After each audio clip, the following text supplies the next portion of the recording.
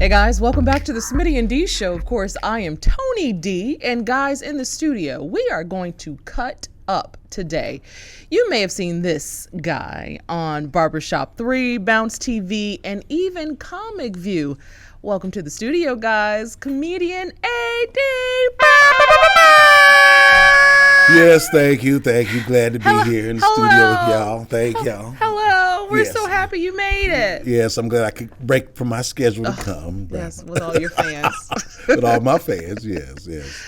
AD, I've met you a few times. Yes, so I'm excited to get into your business. Go and get in it. So you started off in Denver. What was that like?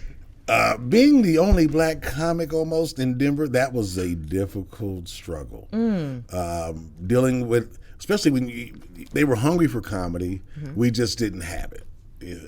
Unlike other cities like Detroit, Chicago, Denver didn't have it. We have comedy clubs, they just didn't play blacks. And I started early, so I'm a 92 baby. So that's when I broke my cherry, 92, which 92. we didn't have that. Yeah. Wow. 1992. That was at the breaking of Def Jam, and then they were telling us, the clubs would be like, well, if you did Def Jam, you can't play here. Oh, wow. People don't realize that Def Jam, when it aired, was something new. Yeah. It was a breath of fresh air, but it was vulgar.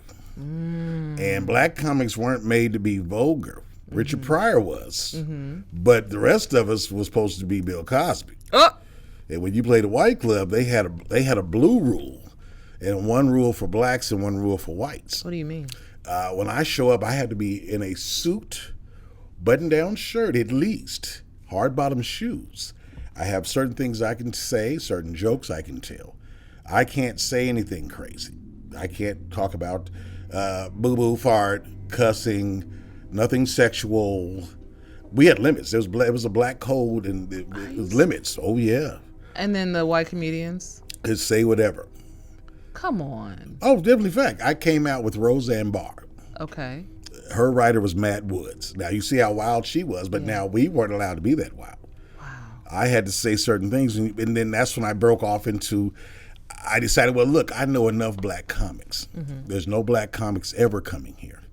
Why don't I go ahead and start bringing them myself? And people I was on the road with, I started calling them, hey, would you like to come? I only got so much money. We're going to be in a nightclub. It ain't going to be no real club. And once I seen that it worked and that there was definitely an audience for it, I mean, we started hitting like 300 people every week. Whoa. And it was like, well, hey, we're charging them. So, and they're paying. Yeah. And they couldn't get enough of it. And especially right now, that was like the golden age of black comedy. Def Jam, Comic View, they were introducing comedy to, even though we've always had comedy in our community, but it wasn't to the level of what it was that they opened the doors with. They opened the floodgates. And now they were creating stars every week. Kind of like the internet's doing now, but they were doing it weekly. If you remember, I don't know how old you are, but if you remember when Def Jam hit, I know you're going to say, but when Def Jam hit, we watched it like family. We became like, we would sit every Saturday night and wait for it. Yeah. And those guys that ripped on there became stars overnight. And we wanted the same thing, but it was harder for us being where we were from. Because I couldn't just fly to Atlanta and there ain't no money here. It's come to Atlanta and be like, hey, we got $100 for you. It's like that. My ticket costs $3. And I got to get a hotel room. That's another $1 or $2. I ain't going to make your show. That part. Let's talk about promoting. So you ended up becoming a promoter. I had to become my own promoter. Because you noticed that there was a need. It was a need, and for me to get in front of my own people. Now, when I go to the clubs, I could play the clubs, but there's no blacks in there. I'm the only black person in the club. So now I want to be with my people. I had to create the need and bring my own show. And that's how I learned that this is a business. That it's just not just fun and games, it's actual business. And when you're booking comics and not just hanging out partying with comics, you see a different side of the business. Okay, let's talk about it. So promoters have gotten a bad rep. Yeah, they do. And some of them, now don't get me wrong, some of them deserve a bad rep. Okay, well, let's talk about what's the rap that promoters get, and then you explain from the promoter's business side? Well, there are some bad promoters. There's some promoters that will book you and don't pay you. Why don't they pay? What's that about? Because a lot of times they thought the door was going to do it. And the door is going to be, we got a walk-up crowd, bruh. A walk-up crowd. So you hoping. You don't know you got my money? After I got on the plane and got a hotel room, you hoping you going to have my money?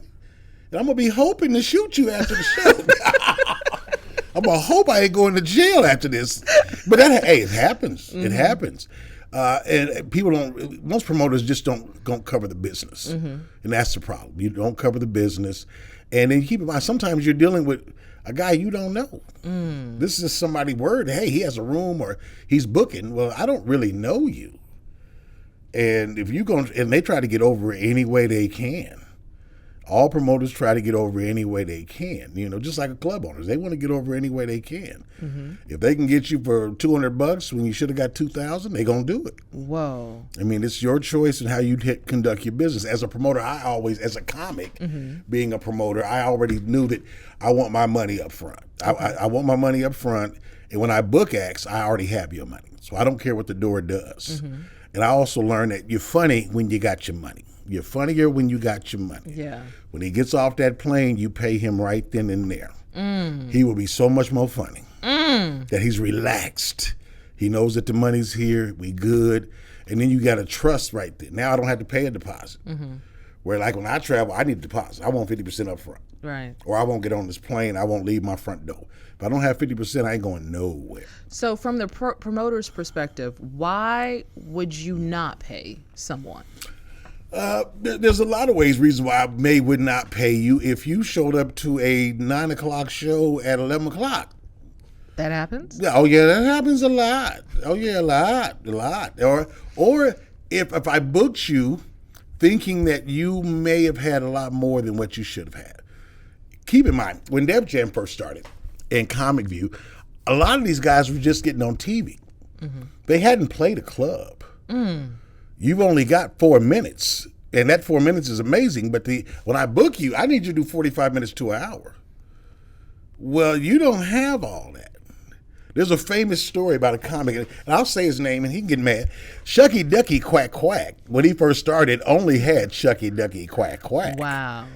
And we booked it. We were so excited. We sold out. And he got up, he did his first, his Comic View set. But after that, it was knock-knock jokes. And it's not his fault. The fame of that joke that he told was so big everywhere that people started booking him. And people wanted to see him. Well, we don't know that you ain't been doing this for years. You just started.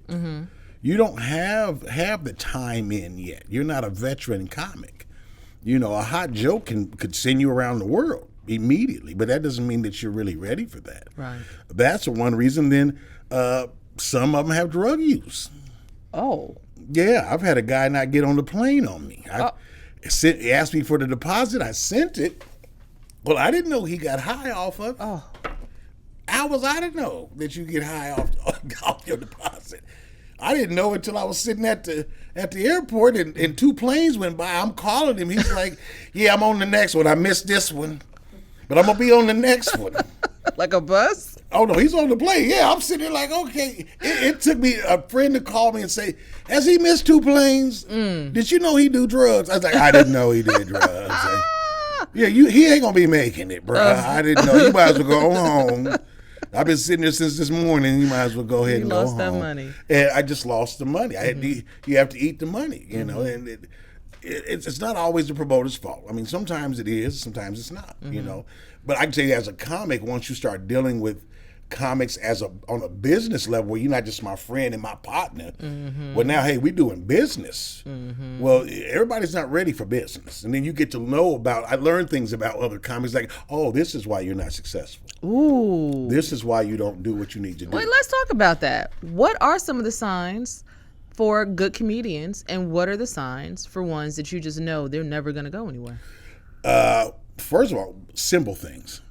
Your phone game is not right. What do you mean? If I call you, you don't call me back. Okay.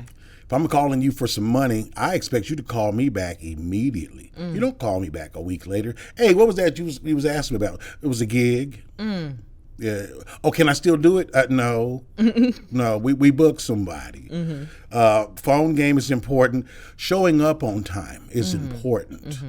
If the show is 9 o'clock, you always have to tell, I tell comics immediately, shows at 8 o'clock.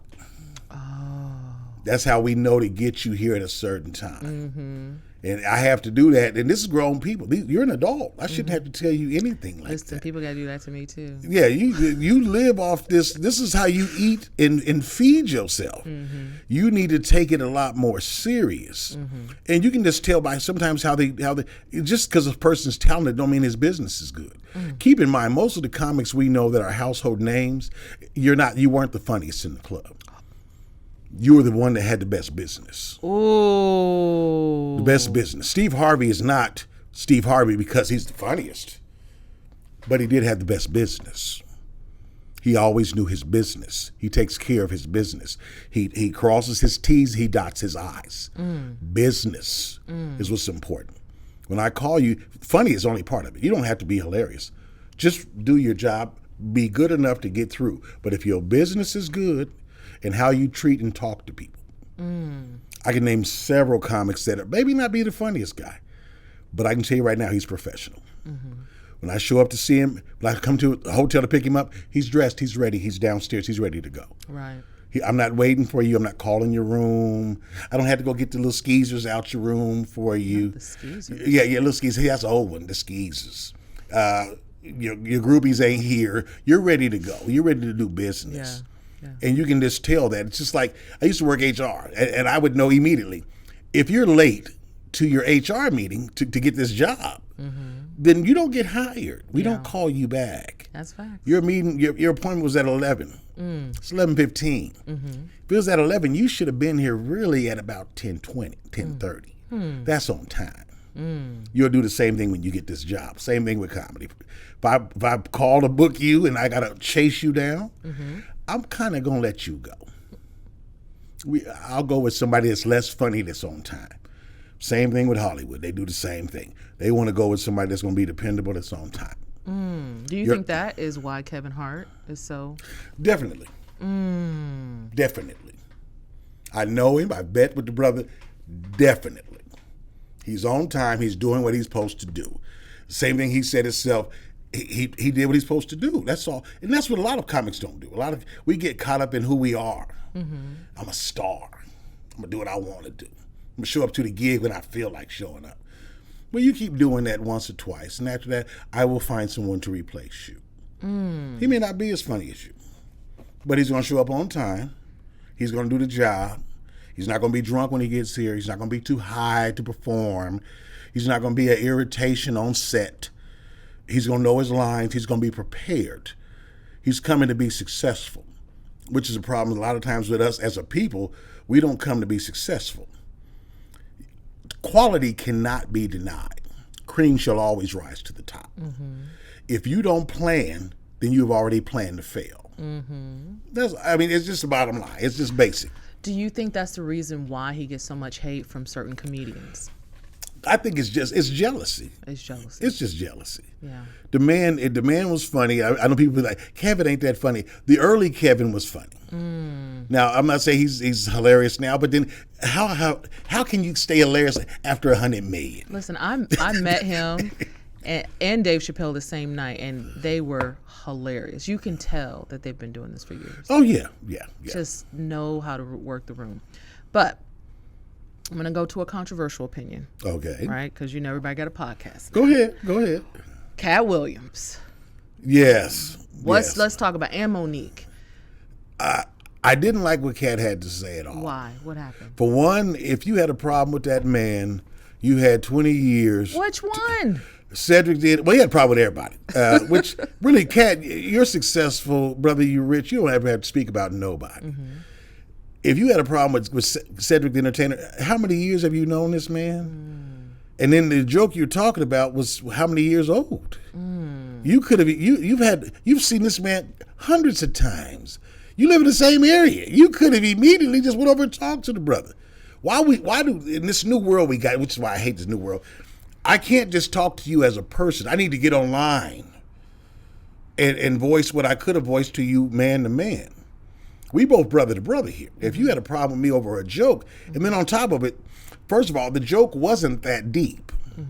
Black man, when black folks is in their car and their car stop and the music be so loud you can't hear it. Well, you're not the originator of that joke. We've all done that joke. I've hosted rooms for years, so that means I burned through material weekly, monthly. Everybody's had a joke like that. And his joke was similar to the sitting down portion, but the rest of it, space shuttle, your car stops, it's not the same bit. And I don't think that he went out purposely trying to steal your material. Now, he could have rewrote it. I'm only wrong. Comics do steal jokes. Oh, that's a fact. They steal joke. I've been robbed. Gonna be robbed again, I'm sure. It's just part of it is. It's part of our business. You're going to get robbed. But do you think, though, because Katt Williams came to the station I used to work at, do you think it's the perfect marketing ploy? Because if you think about it, everybody had to answer. Oh, that marketing ploy was great. And he sold out every show from that point on. And it was the greatest opportunity. I thought it was brilliant. It was brilliant. Don't get me wrong. It was brilliant. But like certain things that he said, like if he was here, I hit him in the stomach. And I'd punch him and I'd do this and that. I read this many books every day. How do you do that and smoke weed all day? You don't do that. I smoked weed all day before. I know you can't read books all day. He ain't reading that many books. No, he's not. He's a Virgo. Yeah, he's a Virgo. They're deep, but they ain't that deep. He ain't read that many books all day. And no, you still didn't run a 440. None of that. I mean, come on, bro. It ain't that deep. It ain't that deep, dog. But it was brilliant, though. No, don't get me wrong. The brother's brilliant. Katt is an exceptional, brilliant man. Yeah. Funny as hell. And very witty. And smart. Some of the things he's said are amazing. Yeah. Amazing. Some of his interviews have been amazing. I wouldn't want any problems with the man. But if you tell me and you speak to me and you say, well, I'm going to hit him in the stomach.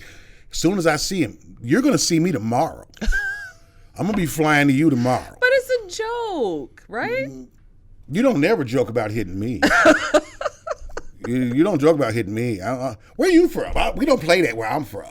I don't know. I just thought comedians made jokes. It seems like everybody's becoming so we sensitive. can make jokes, but don't ever say how you'd hurt a man or you'd hit him or do any violence to him. That's first of all, this is over a joke, supposedly. Keep in mind, this is just a joke. Now, that man did almost a half-hour set. The rest of the set was still funny. That wasn't even the best part of the man's joke. So, and it's not a big joke for you. Here's a question for you. Did you remember it when he showed it? When they showed it online, did you remember the joke? Did you even remember him being on Comic View? Who, Cedric? Katt Williams. Because he was Cat in the Hat then. Did you remember him? Oh, boy. Here's another one. Did you remember when Mike Epps did Def Jam? Do you ever remember him singing on, not before he was the host, but his first Def Jam? Do you remember it? I would have to see it to see if I do. Then you didn't remember it. No. You knew Bertie Mac when you seen him on Def Jam, don't you? I'm not the best person. I'm not in the hot seat today. But all I'm saying is, I'm not saying they weren't good. It's just they weren't rememberable. You don't remember it like off the top. You know, there's certain comics you just remember. I remember Shirl Underwood. Amazing. Yeah, because I remember Small Fry or Fire or whatever. And the Coochie Coupon lady. But you don't remember that though. You don't remember him. Do you remember Mike Epps? I don't. And he did well. I don't know. But I remember the women comedians because there weren't so many of those. Right. Yeah. So Simply Marvelous, my girl. She passed away. She was like one of the best. That was my friend. Shirl Underwood. They were great. Monique. She was on. Whew. Monique. Now, I love Monique. But at certain things, and I agree with her now. Don't get me wrong. I agree that she was worth her money. But I also understand from a promoter perspective and a business perspective, Amy is white. Her market is bigger than ours. It just is. I'm from Denver, so I understand the white market. I understand why Larry the Cable Guy makes that kind of money. His market is bigger. When you can fill up Nebraska, their whole football field for a show. And at the time, he wasn't that famous. He was already filling it up. Our markets are Black comics. Here's our market. Our market is Chicago, Atlanta, Detroit, Oklahoma, Mississippi, Alabama, Louisiana, Texas, South Carolina, North Carolina, all of Virginia. There's a whole bunch of states you start out hot at. You're not playing North Dakota. You're not playing South Dakota.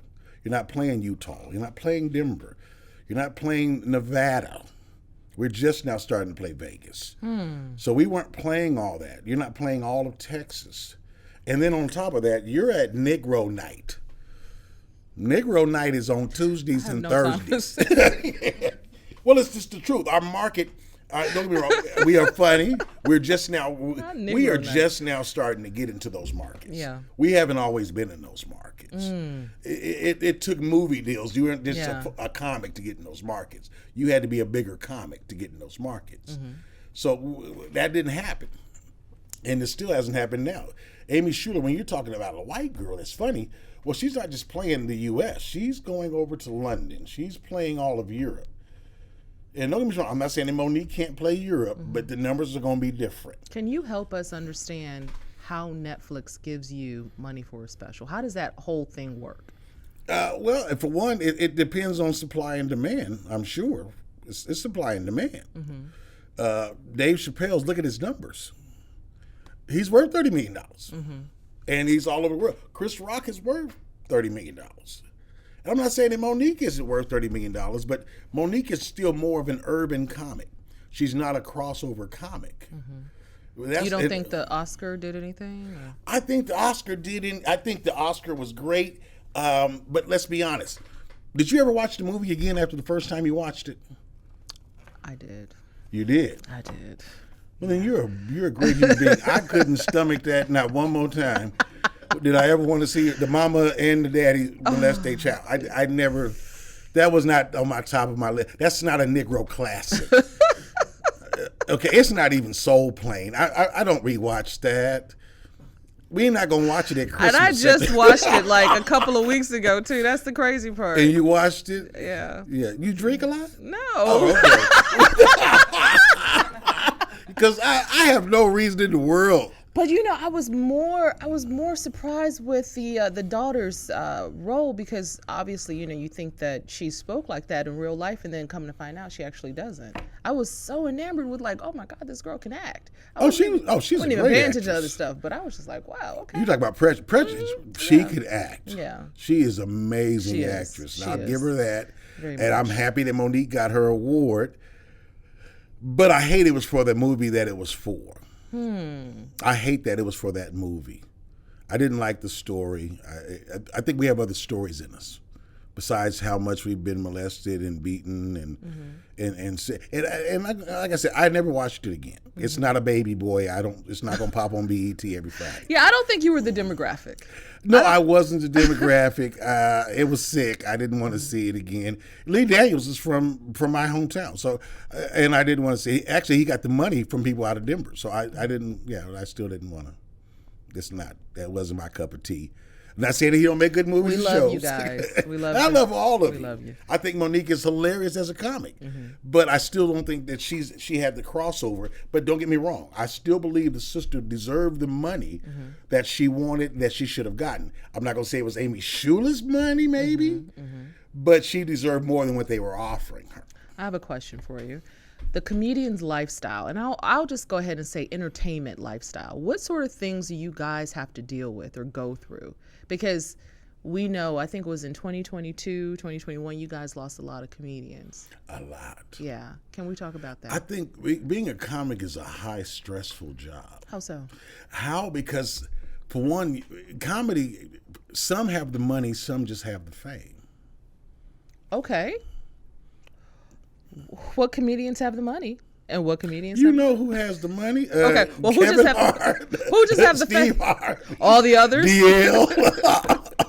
Shout out to DL. But look at all the other comics that you know are funny that don't have the money, but they still have like the old Comic View fame. Yeah. think of all the great comics that we know that should have went to the next level. That they should be up there with the Cedrics and the DL. Who needed to go to the next level? Boom. I can go through a list. Yeah. Marvin Dixon, Steve Brown, Rodney Perry, Damon Williams. Oh my! I can roll on for Capone. These are all comics that should have went to the next level. That should be doing Netflix specials each and every year, but they're not. Why? Because black comics have a ceiling. Until you can get over that ceiling, because they used to say Hollywood only needed it. They do like 2 blacks every 3 years, and if you ain't one of them 2-3 blacks, then that just don't happen for you. Oh gosh! But it is. Think of all the black comics that we know. Yeah. That are funny, that you go see at the club when they come like Uptown, but you don't see them in the major movie roles like you should. And then there's some comics that are in the major movie roles that aren't getting the looks they should. For instance, Coco Brown. I love Coco Brown, hilarious She's comic. so funny. Great actress. Can we get her on the show? Okay. I'll make a call. I'll help you. my sister come. My sister's cool. She'll come. Okay. Coco Brown, Yeah. movies, TV galore, multi-talented, funny as hell. But she should be right there making the Steve Harvey money, the D.L. Hughley money. But she's not right now. Yeah. Yet. Not yet. But she should already be there. There's a lot of comics that should be there. That you got guys have been doing this 30 years. Yeah. 30 years. Look at David Arnold passed away. Yeah, we loved him. And he was rising too. He was finally rising. Yeah. But look at all he had already did. He had been a writer for all kind of movies, TV shows. He was also one of the first black talk shows on BET. Yeah. And look at all he did just for the internet to make him an overnight sensation. He's a 30-year in the game overnight sensation because of internet. Yeah. Most kids didn't even know he was a stand-up comic. He's just talking about his dad, his children, and his wife, his daughter's wife and kids. And he used to even joke, and this is what blew me up.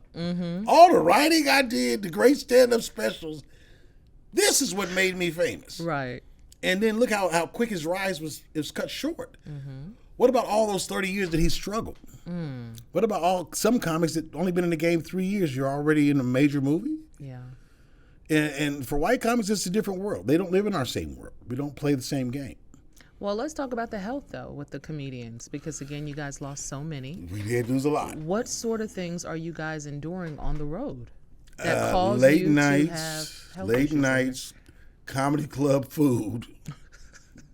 What's your favorite comedy club food? Nachos? Oh God, I've learned to not eat at the comedy club. Really? I'd rather have a peanut butter and jelly sandwich in my hotel. Because we walk through the kitchen. We see. We see. No. You ever notice that there's no lettuce or no salads? Yes. At most comedy clubs, there is no salad. I have. Most comedy clubs are fried. Everything fried. Yeah. You can have fried everything. Fried Snickers, fried Twinkie. Everything's fried. There's just they ain't got no vegan menu. It's fries, beer, drink, it's wings. And then, keep in mind, that's what they really are. Because comedy club is nothing but a restaurant, a fast food restaurant that tells jokes. Ooh. So what does that look like for comedians in your industry and their health? How do they not get 2 things that I know that hurts us. Most comics do not have insurance. Most of your comics don't have insurance. You're traveling from state to state, city to city, getting there any way you can sometimes. I know guys that live on the bus. Wow. You're still greyhounding it from city to city. Well, that's a hard life. That's not no sit-down 4-course meal properly made. No? No. That's wings and fries. At 3 a.m, you eating buffalo wings? Well, you're gonna be dead soon. Your blood pressure high. You're stressing over am I gonna make this gig? Is this gig gonna cancel on me? I mean, a comic at the end of the month can look and see all this money he's supposed to make from all the gigs that he already has booked. Yeah. Well, only half of them gigs is gonna probably actually go through. Some are gonna cancel. Wow. Some are gonna fall through. The stress of this business. You're in competition constantly. Because not only am I funny, but there's the other 100 comics here are just as funny as me, if not more. Yeah. And I'm competing for this same little couple of bucks. And when you're a black comic, I'm really competing for the same little couple of bucks. Think about how many black comedy clubs there are in America. Well, you got 2 of them in your city. There ain't but another 2. So look how bad we're competing. So basically, we're competing to do the Negro Nights at the other comedy clubs. Wow, still. You got a few comics that are finally getting to work the improv, the whole circuit, the chain, not Negro Nights. J.J. Williamson, hilarious. He was Cedric's opener for years, decades. The man is naturally funny. He's God's gift, in my opinion. There's so many I can name, they're just now starting to get what they should be getting or should have gotten 20, 30 years ago. But now you 55, 56, and you're on the road still. Well, that's a hard lifestyle. You're not sleeping right. If you're not working out, and most comics ain't working out, having a beer ain't working out. Shots of Hennessy all night ain't working out. So is that what happened to you? What happened to me was different. What happened to me when I got because I also am the only heart transplant comic right now in the country. There soon might be a new one. What happened to me was weird, though. What happened to me, I wasn't actually on vacation, and I got a cough. I got sick, and I couldn't get rid of it. I was like, it's some kind of flu or some bug I got. And after a couple of weeks, I kept coughing. I was like, you should go to the doctor, man. And I went to the doctor, and I'm expecting him, he ran his test. I'm expecting you to come back and say, here's some medicine, and you can go ahead and go home. Everything's going to be fine. But when he came back, he asked me, a scary question. He's like, did someone come with you? And I'm looking around like, no. Why? Did I need somebody to come with me? No, it's just me. I got my car outside. I didn't catch the bus here. I got a car outside. I'm good. Just go and get my medicine. He's like, well, you maybe want to get somebody on the phone. And I'm thinking, well, why do I need to get someone on the phone? He's like, your test came back and it's not good. He says your heart's only functioning at 35%. Ooh. And what we're going to need to do is we need to get you upstairs right now, get you out of these clothes, get you in a bed, and we're going to start diuretics immediately. Wow. And they did that, I'm telling you, and I walked out of there. Everything that I had on, I could no longer fit. What do you mean? My wife had to actually go to the nearest Walmart and get me some shorts and a T-shirt so that I can leave the hospital a week later. I had dropped 80 pounds. I had that much fluid on me. Are you serious? Yeah. I had 80 pounds of fluid within a week. You were walking around with 80 pounds of fluid? I was walking down with more than that. That was just enough to get me out the hospital. I had been working out, and I had been coughing and swelling up, and I thought, well, maybe I'm just gaining weight. I wasn't gaining weight. I was actually gaining fluid. Wow. And I didn't know what was going on. And as the fluid was getting higher, I was coughing. It was starting to get into my lungs, and your heart's drowning in it. So you're trying to pump, but you're not getting the full pump. It's not retracting the way it's supposed to. And once you damage, the heart is not like other things. Once you damage it, you've damaged it. It ain't gonna come back. It's gonna take time. I don't care how much you work on it. Once you've damaged it, you're damaged. And I was down to 35%. Now you should be normally about 65, 60. That's normal. Wow. So I was half of what it should be. And I didn't realize what was going on with me. I knew my body was different, but I'm thinking I just got a cold. Maybe I'm feeling like I got a flu. It's not a flu. And now once I got home, they drained me, and luckily, by the blessing of God, I moved to Atlanta a few years later. And now they put me on some medication, and that was just to keep me, keep my heart stable and that we wouldn't have problems. But I already knew, they already told me, now you're going to get to a point where you may need a transplant. And I'm thinking, well, I ain't gonna never get to that.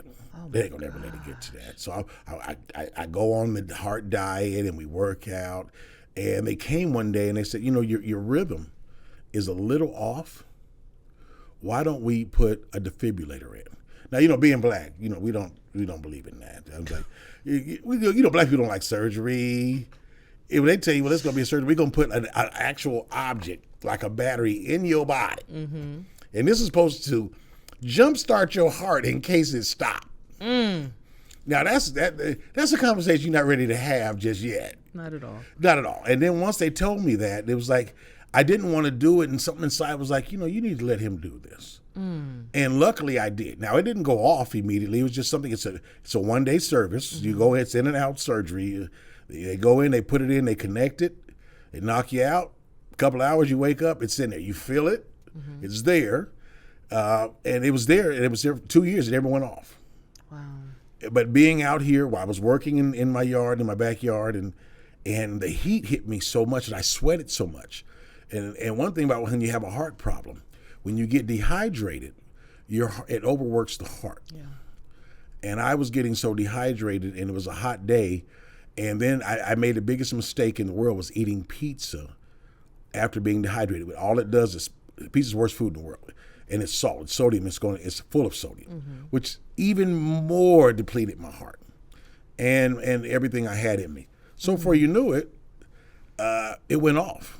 And I mean, when it went off like 3 a.m. So I was in the bed. I actually levitated over my bed. Are you serious? Dead serious. I woke up on the floor, and I thought my wife had kicked me out of bed. I was like, did you kick me? She's like, you just levitated over this bed.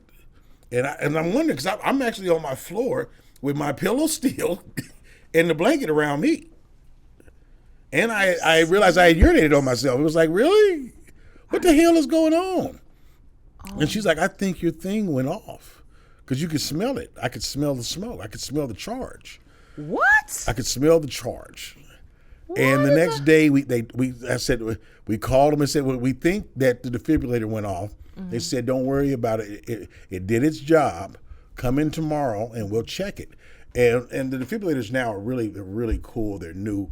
They basically have a machine they can just swipe it across your chest, and it will give you a reading and tell you if it went off. And it had went off.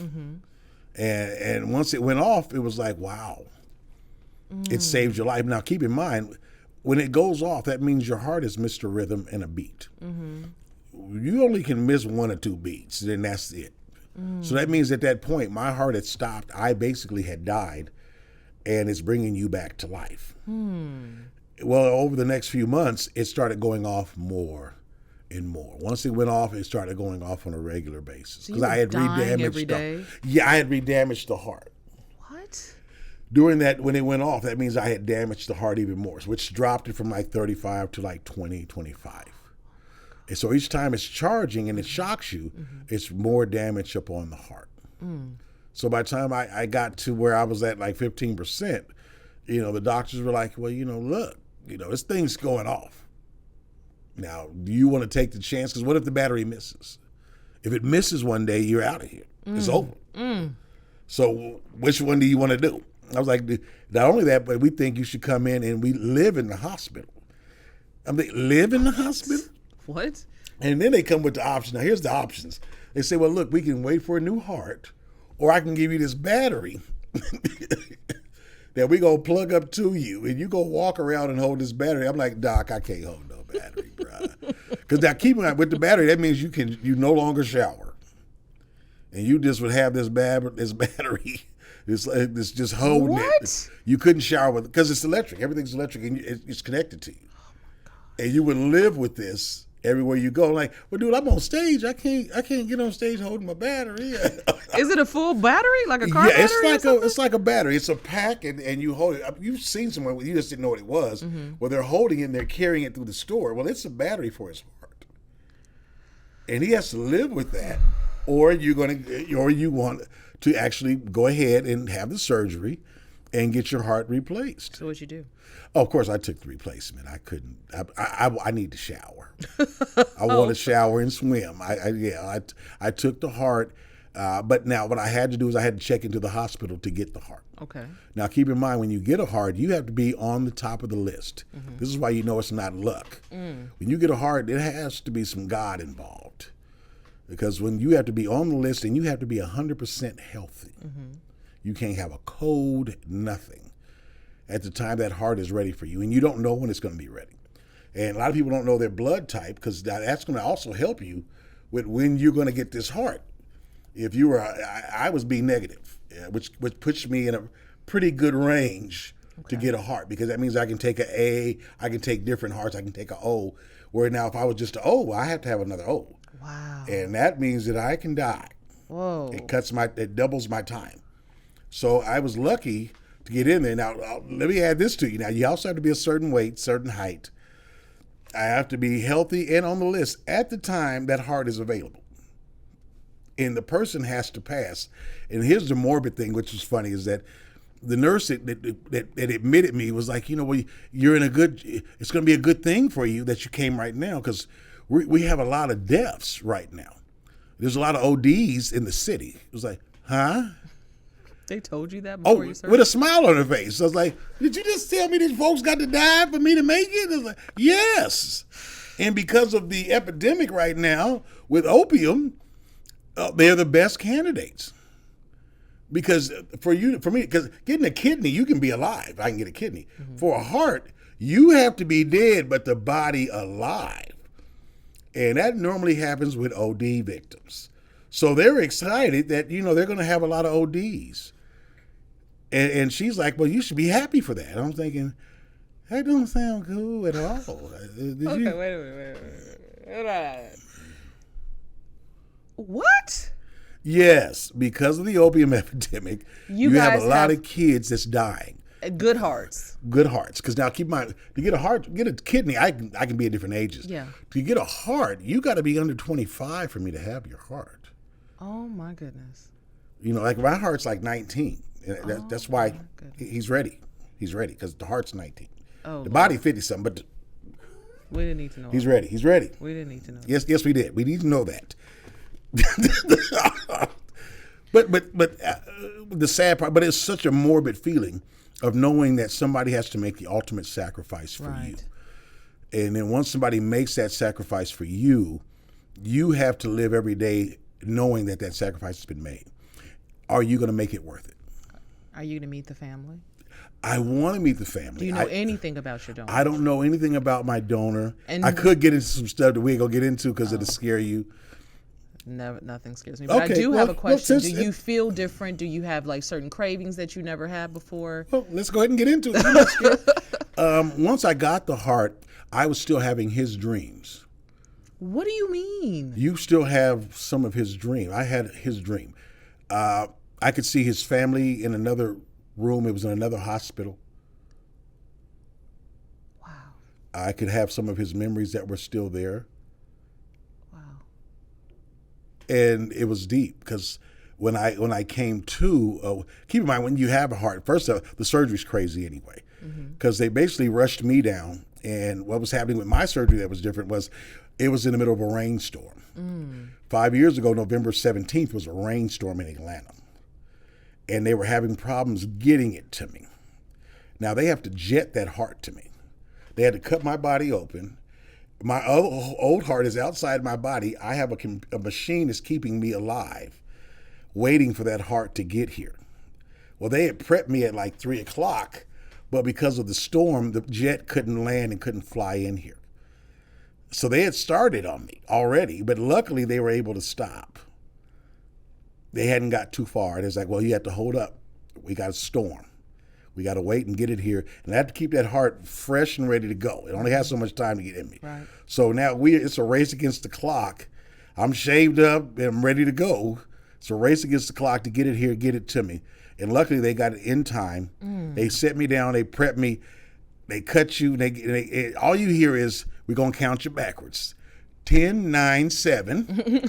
And a week later, you wake up. And you wake up and everybody's looking at you like, you've been gone for a week, right? Yeah, we didn't know if you was going to be back. So when I woke up, it was weird. I was having dreams that while I was out that wasn't my dreams.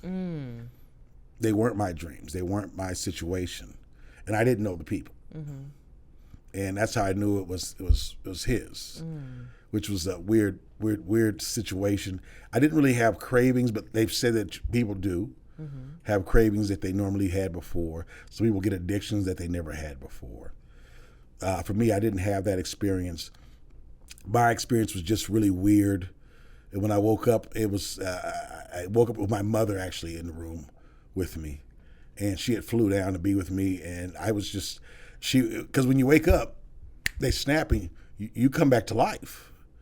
But the first thing you have to do is you have to get that heart going. You have to breathe. Now, keep in mind, you're in pain. Because with your first breath, you're still stitched up. Everything's open. So my first breath is the most painful thing I had ever felt in my life. Whoa. And they're telling me you need to breathe so many breaths within this second. So I'm trying to get it going. Like you jump starting the heart, you're trying to get it going. So I finally got it going while she's screaming in my face, breathe, boy. I'm like, hey, I'm breathing. So as I get up, I got Black Mama. She's going off. She praying, she's loud. Well, I finally get to the breathing part, but now I feel something in my throat because I have a tube and I didn't recognize the tube. So I think I'm choking again. So I react, and I was so strong, I actually ripped out my leather straps. And that's when they were like, the doctor that did me was, yeah, he's good. He's going to be good. He's going to be good. I was like, okay, we're good. Now, what's funny is that now the hospital stays now, even for a heart transplant, they only give you like 48 hours before they send you home. I'm sorry. What did you just say? They literally they give you like 48 hours.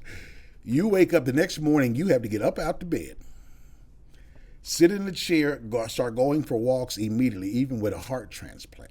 Now keep in mind, all this is ain't nothing holding this together right now but some tissue and tape. They done put me back together like a tin man. And that's all that's holding me together. Now, what's funny story, I got to give it to you. Shout out to my man, Hughley King. Shout out to Hughley King. Keep in mind, when you get a new heart, they send you home, but you don't have an immune system yet. So I'm basically like a brand new baby. I'm at home, but for you to be around me, you have to be gloved up, masked up, almost have to put a plastic cover on you just to touch you, just to touch me, just to be in the room with me. I have no immune system. I can't have a cold. I can't get sick. I can't have anything, or I'm going to die, or I'm going to start rejection in this heart. So I had to be isolated. So my friend, shout out to Hughley King, showed up to see me, and he actually put everything on just to visit me. Finally at my home. And Hughley King, if you know Hughley King's hilarious. Hilariously funny. He starts cracking jokes about me and my heart. I'm laughing. Because I got stitches, every time I laugh, blood squirts through my chest. Oh my God. What? And what was funny, it's funny now. It wasn't funny then. Because he's laughing, I'm laughing my ass off. He's looking so scared and terrified. He's like, I don't want to alarm you, but there's blood squirting out your chest. I can't. Well, because keep in mind, it's 48 hours, you're still in stitches. That's the only thing that's holding your whole body together is stitches. That's it. Everything is, and they send you home like that. They send you home. And you're bedridden, and you're just sitting there. You're sitting there. So, I was grateful to Brother Pashum to come out, hang out, talk to me. I needed it. It was a blessing to see the brother. It was a blessing. And he had me laughing. And like I said, the blood started squirting, but it's hilarious, though. This is a ridiculous story. Oh, my gosh. It gets worse. Oh, my gosh. It gets worse. And then you find out, after you get out of it, then they tell you the procedures they're going to have to go through to have this heart. Now, you're going to have a biopsy every 2 weeks. The biopsy consists of you being awoke as they go through your neck and they pinch pieces of your heart out. And they need 3 pieces. Now, you can feel this. You are not asleep. So I'm watching you go through my neck and take pieces of my heart. I'm watching it on the screen. And I'm like, you got to be kidding me. I got to do this every week? And all they do, they're giving you some number. They ain't knocking you out. None of that. They just going to take all the pieces. And you got to go through this every week, and you're fighting rejections. And they're giving you steroids because they drop your weight, but then they got to get it back up. And trust me, when you get steroids, you'll eat anything. Well, this has been an enlightening story. We're running out of time. Yes, I understand. Tell people where they can find you, AD. Come find me at MRAD for you on Instagram, Facebook, comedian Anthony Dimmer. We got some specials coming out right now. We just taped in Orlando last Tuesday. Who's Got Jokes is coming back. My Room in the Humidor, Snellville, definitely every Tuesday night. Shout out to them. They should be one of our sponsors. Yes, they should. We bring the biggest comics in the country there. We're blessed to get. In Atlanta, we got so many great comics that actually, that live close by. Like we have Alton Walkers, we have Steve Browns. I know that. Oh my God. Yeah, we have so many great Trice. Keno Trice. We have all these tremendous comics that live in the area that can come by and hit the stage at any given time. You never know you're gonna. This last night we had Steve Brown, Howie Bell. It was Q night. It was amazing. Wowzers. And just the crowd is always excited. It's grown crowd. Nobody there is under like 40. I mean, it's an older crowd, which is kind of what you want. It's kind of what you. Why you say it like that? Ain't nothing wrong with that. I'm under 40. Oh, you're under 40? No, not at all. Oh, okay. Well, I don't ask black women I'm their just age claiming no it. more. Ain't nothing wrong with it. They say that 40. What is it? 30's the new 40's the new 30 and 50 and whatever. It's I can tell you definitely right. The inside of your body is your actual age. I don't care what you look like. That's a real thing. It's your real age is That's on the a inside. real But thing. you look good, girl. Ain't nothing wrong with that. There you go. There you go. All right. Well, Humidor, Tuesdays, right? Every Tuesday, faithfully. All right. As long as I'm in town, I'm there. I'll be hosting and we book it. Make sure you come out, check out the show. Yep. AD, I appreciate you coming through. Thank you. Appreciate it. Glad It's a good interview. and one more thing, black people, we need you to become donors. He said it. We need you to be donors. I know you think that the white people gonna take your stuff. First of all that Hennessy you drink, all your kidneys is not that good. We need your help. We need your help. Be a donor. Be a giver. Thank y'all. Thank you, AD, for coming in. Guys, if you like this type of content, make sure you like, share, comment, and subscribe. And of course, guys, make sure that you reach out to us via email at info@smittyand.com. Again, that's info@smittyand.com. And until next time, guys, take care of one another.